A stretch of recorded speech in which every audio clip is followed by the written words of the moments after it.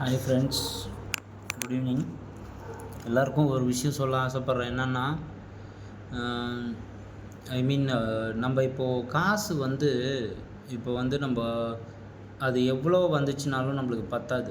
அது போதும்னே நம்ம சொல்ல மாட்டோம். காசு வேணும் வேணும்னு தான் சொல்லுவோம். ஸோ அதே மாதிரி இப்போ காசு எப்படி வேணும் வேணும்னு சொல்கிறோமோ, அதே மாதிரி தான் சேம் வேலை விஷயமும். இப்போ நம்ம ஒரு கம்பெனியில் வேலை பார்க்குறோன்னு வச்சிங்களேன், நம்ம டெய்லி காலையில் ரெகுலராக செய்கிற வேலை மாடு மாதிரி உழைப்போம். ஆனால் அந்த முதலாளிக்கு பத்தாது. இன்னும்னு சொல்லுவாங்க.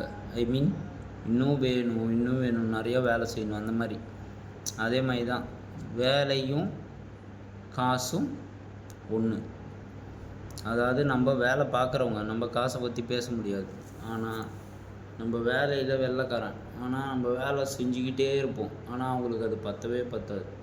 எவ்வளோ வேலை செஞ்சாலும் நோ இம்ப்ரூவ்மெண்ட். ஐ ஆம் எக்ஸ்பெக்டிங் மோர்.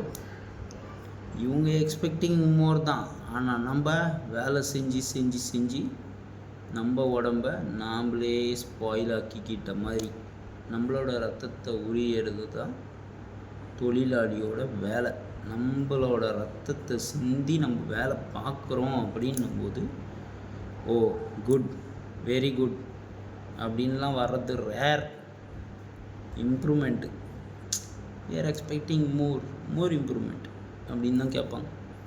ஸோ அதனால் அந்த மாதிரி யாராவது ஃபோர்ஸ் பண்ணாலோ இல்லை ஏதாவது சொன்னாலோ கூட நீங்கள் எப்பயும் ரெகுலராக பார்க்குற மாதிரியே பாருங்கள். அவங்க நம்மளுக்கு இப்போ நம்ம இப்போ வேலை பார்த்து அவங்க ஒன்றும் செலவு வைக்க போகிறதில்ல. நம்மளுக்கு என்ன சம்பளமோ அதை தான் கொடுக்க போகிறாங்க. அதனால் நம்ம ஹெல்த்தை ஆரோக்கியமாக பார்த்துக்கிட்டு வேலையும் கரெக்டாக பார்த்துக்கிட்டு இருந்தால் போதும். அவ்வளோதான் சொல்லணும்னு தோணுச்சு, சொன்னேன். பை.